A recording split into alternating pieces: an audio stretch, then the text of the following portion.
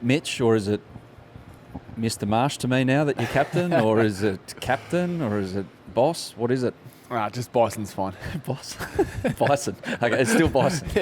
It's Lord Bison now, is it? It sounds a lot better. Want. No, seriously, are you comfortable with the notion that you're going to be leading a bunch of men and playing for Australia in some white ball cricket soon? Yeah, it's I'm comfortable with the with what's ahead. I'm excited by it. It can be a big build-up being named captain of an Australian cricket team, but I've tried to keep it all under wraps and hopefully not a lot of change. When did you get inkling that this might be on the cards, it might be happening, and how did you process it all? Just a lot of it was just through conversations with Ronnie, Bales and Paddy as well throughout the England tour, certainly towards the back end when we knew that was wrapping up. And I guess very proud that they see me as the leader of our group. I think it's really important that we keep developing a lot of our young guys into leaders of Australian cricket, and we get to a point where there's a number of us that can all captain a side. But I'm looking forward to the opportunity of hopefully winning a few games for Australia. So you got the T20 gig, that was locked in. Did you advise Pat to just, you know what, I've got the whole tour covered. You know, you don't have to do the 50 over stuff. Yeah, Paddy actually hasn't got a broken wrist. He just wanted a holiday. So he's having South Africa off and I'll take charge. But it'll certainly be all his when he comes back. Yeah, for the World Cup, obviously. What in your mind is captaincy in T20 cricket in particular? I think most importantly for T20 it's just making really clear, good tactical decisions under pressure. The game can move pretty fast. I've done a lot of work on the mental side of certainly my batting game, and trying to be as clear as I possibly can under pressure.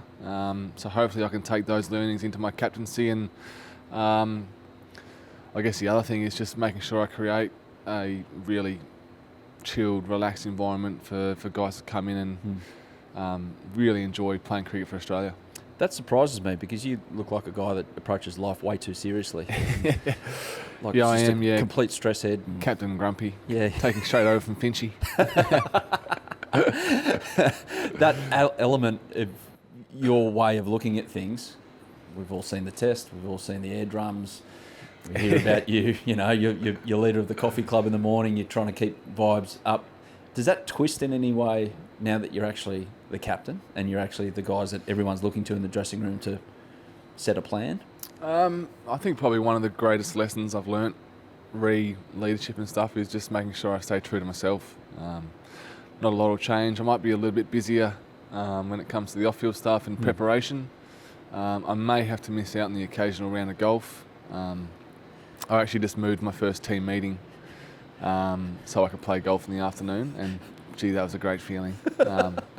This whole power trip stuff, it's quite addictive. What are the trappings? Apart from picking your own team meeting time to suit your backswing. Are there other trappings that go with it that you didn't know about it? No, more just preparation stuff. Yep. Making sure I'm across everyone's preparation and we're all on the same page so that when we're under pressure, it can all hopefully be as smooth as possible. Fair enough.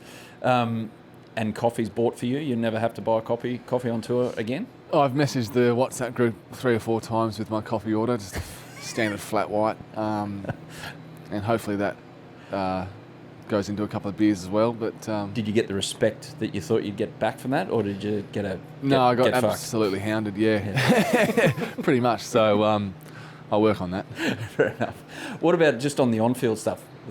Like T20 games happen really quickly, especially if one guy gets it going and he's 24 off 4 balls in 1 over. Yep. How do you develop that?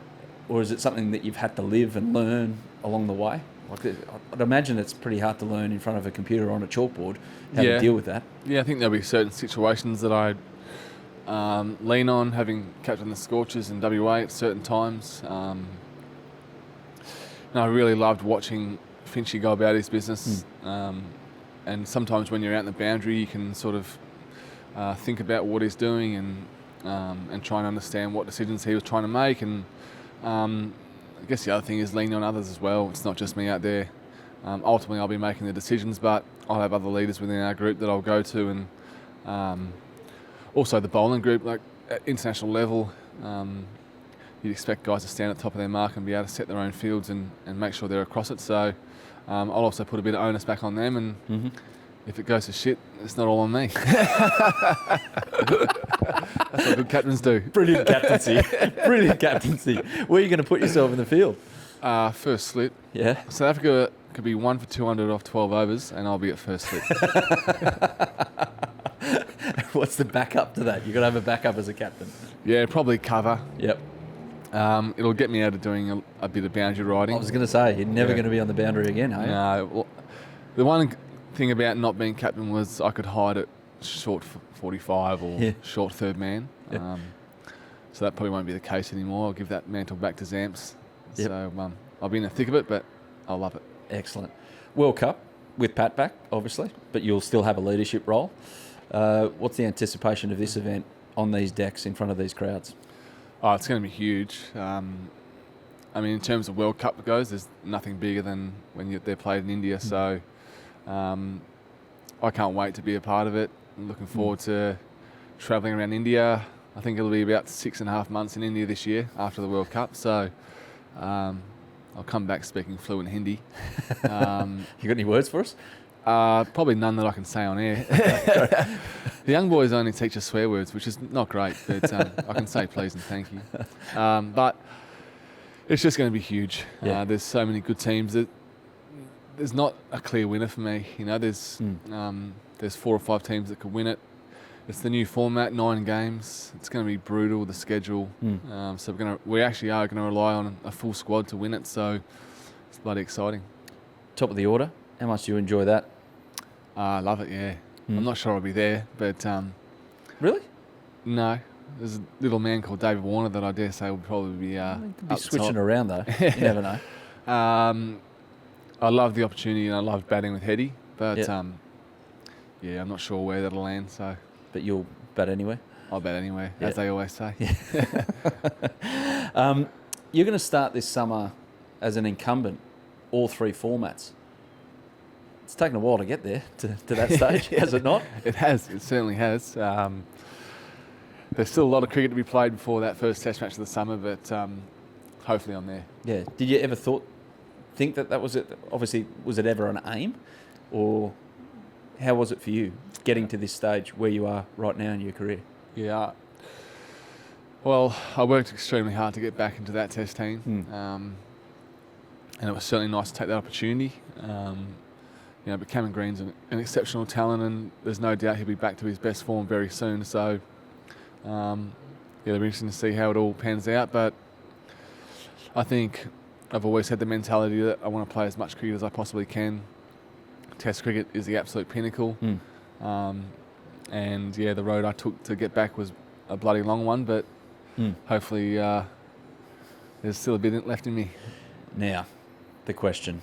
How many times has Mitchell Marsh typed into YouTube, Mitch Marsh 100?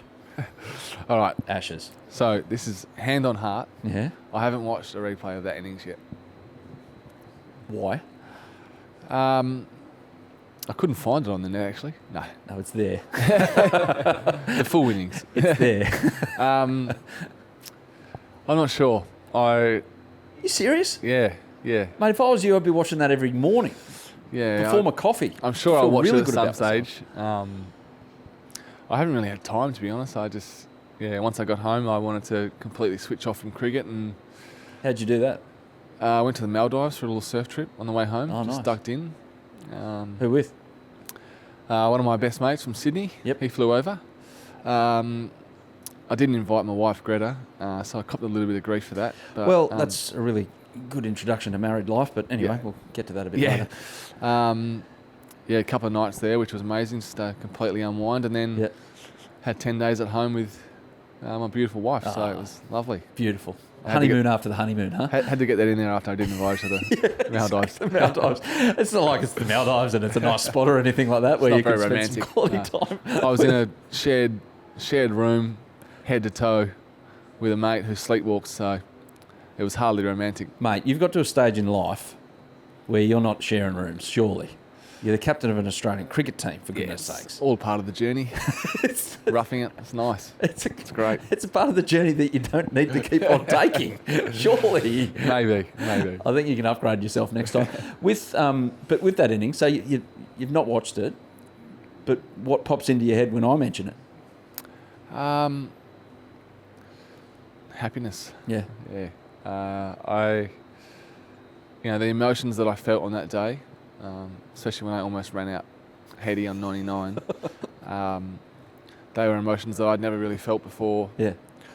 I've faced, in terms of a sportsman, I've faced adversity with a perspective on life that I haven't really truly faced any great adversity. But the journey that I took to get back, the fact that I never gave up, when I had plenty of conversations with people around me that I didn't want to play Test cricket anymore. Yeah. But I just hung on to it. And why? Why'd you hang on to it? There's a part of me that never quite believed that I was good enough for Test cricket, and that held me back. And I got to the stage where I started performing for Australia in the white ball formats, and I guess started to find my feet a little bit, be really comfortable in my own skin and gain confidence in myself. So I just thought, I got to the point where I was like, well, actually, maybe I'll give it one more crack, and if it doesn't happen, it doesn't happen, but at least I can say that I didn't quit. A lot of people have an opinion on who should be in that Australian Test cricket team, and more than a few say about you along the journey, what's he even in the conversation for? Now, a personality like David Warner would approach that and go, well, stuff you, that's going to fill my motivation tank. Yep. For you, did it have the opposite effect? I think so, yeah. With, I guess, who I am and how I like to approach life, proving people wrong is not the way I go about stuff. Do I enjoy the game? Absolutely. I guess finding out my why and what makes me tick, both with cricket and outside of cricket, has allowed me to, I guess, get to this point where I came in and slogged a couple. More than a couple. It was beautiful to watch. You should try and watch the replay one time. Maybe. Your old man and your brother went off their brains as well. Didn't watching they just? it. Did you see that? Yeah, I did. I saw that video just as I walked into the press conference. Oh, yeah? So I was a little bit rattled by it because I've never seen my dad show emotion like that. Fair dinkum. Yeah. Swamp just sits there like Yoda, does he, usually? Yeah, pretty much. He's a nervous character. The other part to that is some bloke came up to Shuan when I first went in and said, every time Mitch hits a boundary, I'll buy you a shot. How is he still standing? So that bloke left when I got to 50 because he was about $100 deep. What were the shots? I'm not sure what kind of shots they were. They couldn't have been too strong. Shuan didn't look drunk in that video. So, but I mean, it was pretty incredible to, the day how it all panned out with Shuan being over there for his party, and then being able to go and sit and watch at the pub and watch me do my thing was pretty special for the family. How bloody good. Well, you said you haven't watched it. Producer Sam's got it here. We're not going to sit through the whole thing, but have you got the part where he gets to 100 here, Sam? It's only 2 hours. There we go. Oh, it's 10 minutes. Where's this? 10-minute highlight package if you're not. Nice. That could be me tonight. Is this you getting to 100? No, that was me, just a little cover drive to get off the mark before lunch. Okay, we won't go through the whole thing, but... Are you sure? Yeah, that was a nice one. At what point during that knock did it feel, you know what, it's going to take it's going to take something incredible to get out here? Like you were just in a groove. Yeah, I was in a groove. I think, weirdly, there's a ball that Chris Wokes bowled to me about 5 minutes before lunch, and I tried to hit him out of Headingley. I missed it. Yeah. But that was like, sort of mentally for me, like a real trigger that I was in the frame of mind where I wanted to take the game on, and it didn't matter the game situation. So weirdly enough, I didn't hit that ball before. I completely missed it, but I felt completely in the groove and excited to be out there. Okay, fair enough. Odd. You mentioned your brother Shuan before. What's it like not having him around the WA set up for the first time in about 170 years? It feels like 20 years it is actually. Yeah. But it's going to be different. yeah, I've never known cricket without Shuan. Even when I was younger and he was playing, I was always sort of looking up to him and chasing him. So yeah, it'll be different. I'm sure he's looking forward to coming down to the Wacker and not being nervous and not having the anxiety of thinking about nicking off. looking for someone to buy him shots as his brother. He For might be every up for boundary. that. He might be up for that at the Wacker. Irresponsibility can be his forte now that he's not a professional athlete. Exactly. But how is it for you, living all you have all the way through? The Marsh name obviously synonymous with Australian cricket, but you're still going and almost at the top of your game, weirdly enough. Yeah, it's I'm the last man standing. Hopefully I can carry on that journey for us for a few more years. It's been an amazing sort of 12 to 18 months, and I'm hopeful that I'll still be hanging around in another 12 to 18 months. Who gave you the nickname Bison? Jason bloody Gillespie. Yeah. Yeah, on my first Australia A tour in Zimbabwe. Yep. So when I was younger, everyone said that I had a massive head. Yeah. So I'm not really sure what that's about. You don't actually have the biggest head in Australian cricket, though. No, Andrew McDonald does, yeah. No, Sean Abbott does. I talked to the guy who makes the Australian helmets before. Well, there you Sean go. Abbott has the biggest fit. He hasn't measured Andrew McDonald. That thing is ginormous. Big slab. But apparently, on average, the bison's head weighs 200 kilos. 200 kilo head? I know. And I don't know if 200, but that's what they went with when I was 18, and I believed it. Yeah. So I stupidly said to him, "Don't call me Bison." Oh, Yeah, just a young man. Mitchell. A young, naive man. Boy, almost. And the bison stuck, so... Jason Gillespie. There's a bison emoji, though, and that gets me up and about. Okay, yeah. I just talk in emojis. Are you a Buffalo Bills fan as well? No, not at all. A Bison, yeah. Well, they were floating around everywhere when you... Yeah, love it. It's fantastic. So you've come to appreciate it now? I do, yep. Yeah. It's a unique nickname, Bison. But that's the way it goes. First Australian captain with the nickname Bison. Correct. There you go. Probably the last. I hope. I'll never know. Your kids, your lineage, it could live on. You never know. You mentioned before about the recent marriage. Best man speeches, how were they? Because I'd imagine whoever was your best man got up there and did your speech, had a few stories to get off their chest. Yep, they were outstanding. I had Brad Shepherd, a former West Coast Eagles. He's my first cousin, and been my best friend since we were born. He made an incredible speech. Tears or laughter? Probably more laughter than tears. And then Shuan walks up to do his speech with a glass of wine and a beer in his hand. So at that point in time, I knew it was potentially a bit of trouble. But Shuan made the most beautiful speech. Oh, did he? A lot of tears, a lot of happy tears. Yep.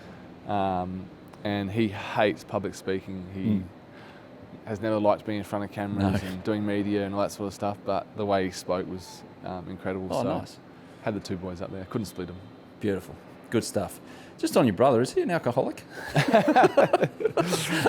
No, not yet. It's all another year in retirement. He's just enjoying himself. Correct. Hey, Dave Warner. So he'll play his last game for Australia, Test cricket, potentially at this ground this summer. Got a story about Dave Warner? Something pops into your head quickly? Got a story. Dave Warner is probably the only person in my life that's ever truly bullied me. Mm-hmm. When I first came into the Australian team, I couldn't look at him without him abusing me. Why? I'm not sure. I think it was because he liked me, but he was just trying to... Okay. He was just bull. He's always got one target in the team. When I was younger, so I would walk into a room and say, "Hey, Bull," and he'd say, "Shut up, mate," and then just walk off.